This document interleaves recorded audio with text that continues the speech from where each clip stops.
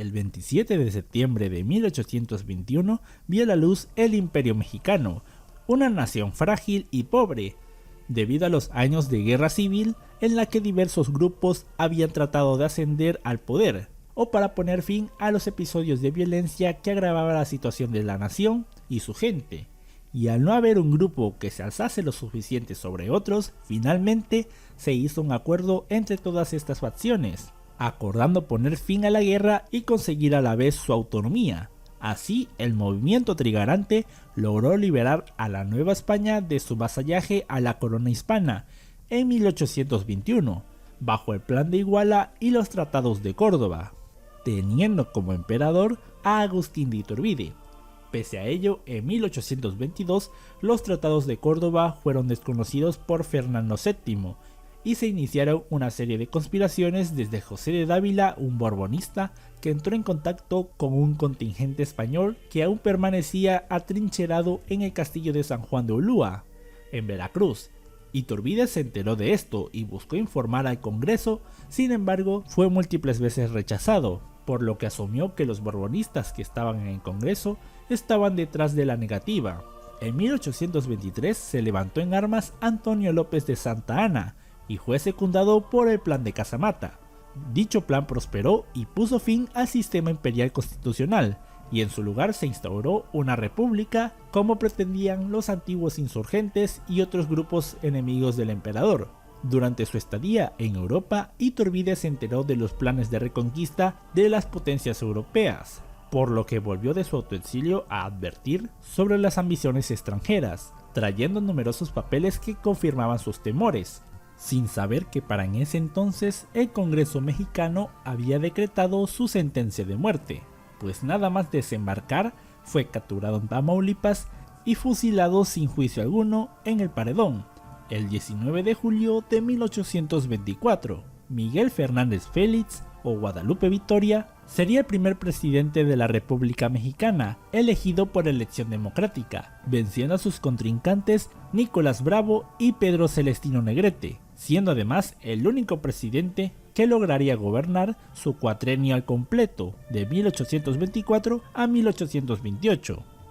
Pese a provenir de una logia masónica, el Águila Negra, supo mediar de forma neutral entre las dos logias más influyentes, la Gran Logia Nacional Mexicana, cuyos miembros apoyaban la idea de una república federal ligada al rito de York, y el Gran Consistorio, quienes abogaban por una república centralizada y que además pertenecía al rito escocés. Sería en noviembre de 1825 cuando la fortaleza de San Juan de Ulúa se rendiría, pues haber dejado ese bastión español allí habría significado una posible amenaza ante las evidentes intenciones de España de reconquistar México. Las sospechas eran razonables, pues algunos frailes como Francisco Martínez y Joaquín Arenas trataron de organizar un levantamiento para volver a la monarquía española. Sus planes fueron descubiertos en enero de 1827, por lo que ambos fueron hechos prisioneros y ejecutados,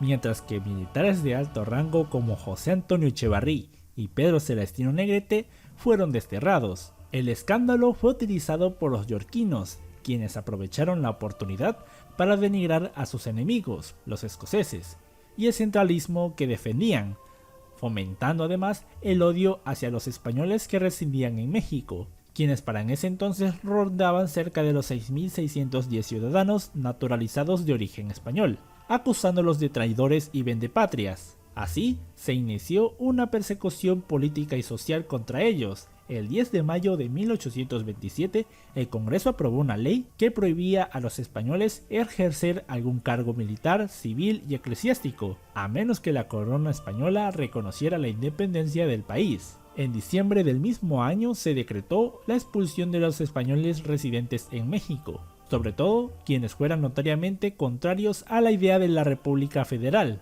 Esto agravó la situación económica del país, debido a que muchos de estos españoles eran comerciantes, dueños de un capital, si bien no muy grande, sí destacable en la débil economía mexicana. El presidente Fernández Félix tuvo poca maniobra ante lo que sucedía en la República, pues los poderes del Ejecutivo eran muy limitados para evitar que el Congreso fuera disuelto como la última vez. Los acontecimientos provocaron la radicalización de los escoceses y su líder y actual vicepresidente, Nicholas Bravo, quien reunió a todos los opositores y se levantaron en armas en la última semana de diciembre, el Plan de Montaño, dirigido por Manuel de Montaño, el cual exigía la prohibición de las sociedades secretas, es decir, las logias masónicas afiliadas al rito de York, pues a diferencia de ellos, el rito escocés no estaba tan organizado ni hacía pública su pertenencia a una u otra logia, además de demandar el reemplazo de varios ministros, como el ministro de Guerra ocupado por Manuel Gómez Pedraza, y la expulsión del ministro estadounidense Joel Robert Poinsett, quien había estado organizando la masonería. Sin embargo, la rebelión duró pocas semanas y fue derrotada el 7 de febrero de 1828, y Bravo fue condenado a 6 años de exilio en Chile. Ese mismo año se celebraron las elecciones presidenciales. Los contendientes eran Manuel Gómez Pedraza y Vicente Guerrero. Guerrero, como líder de los yorquinos, recibió el apoyo de la Gran Logia Nacional Mexicana, mientras que lo que quedaba del Gran Consistorio escocés decidió unirse con un grupo de yorquinos moderados y crearon un grupo llamado Los Imparciales, quienes apoyarían a Manuel Gómez Pedraza. La victoria fue para Pedraza, sin embargo su triunfo no fue respetado, y una vez más Santa Anna se pronunció en Jalapa a favor de Guerrero. Guerrero gozaba de la simpatía del pueblo, lo que provocó que todo intento de derrocarlo en 1828 fuera frustrado por la propia milicia, lo que obligó a Manuel Gómez Pedraza a abandonar su triunfo y huir del país. Además, en enero de 1829 el Congreso desconoció la victoria de Pedraza y tras una votación interna en la Cámara resultó electo Guerrero y como vicepresidente fue nombrado Anastasio Bustamante, iniciando su gobierno el 1 de abril del mismo año. Ante esta agitación, la corona española estableció contacto con los borbonistas y algunos miembros del rito escocés para intervenir en México. Entonces ordenó la salida de una división hacia Cuba bajo el mando del brigadier Isidro Barras, con la tarea de completar la expedición en La Habana, para después arribar a tierras mexicanas, hacerse fuerte en la costa, reuniendo militares y partidarios de la monarquía e iniciar una campaña al interior del país. Así se dirigió el comandante general de la división a sus antiguos paisanos.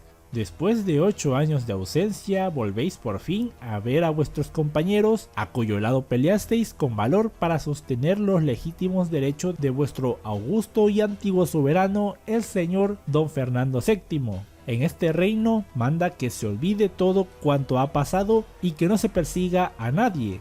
Antes servíais bajo el imperio del orden y la religión. Ahora sois el juguete de unos cuantos jefes de partido que mueven las pasiones y amotinan a los pueblos para ensalzar a un general, derribar a un presidente. Abandonar el campo de la usurpación, venid a las filas y a las banderas del ejército real. Barradas y sus hombres desembarcaron en Cabo Rojo, al norte del estado de Veracruz, el 27 de junio de 1829. Después de padecer un temporal que alargó la travesía y separó sus naves, enviando una hasta Nueva Orleans con 500 de sus hombres. Ya en tierra no hallaron refugio alguno, debido a que las poblaciones cercanas se encontraban deshabitadas, pues el gobierno de Guerrero había corrido la voz de que los invasores querían adueñarse de sus posesiones y degollar a los pobladores. Además, la estrategia de tierra quemada, en donde los pobladores de las zonas en las que debía de pasar el ejército español tenían que evacuar sus tierras y llevarse o destruir todo aquello que pudiera ser de utilidad al enemigo.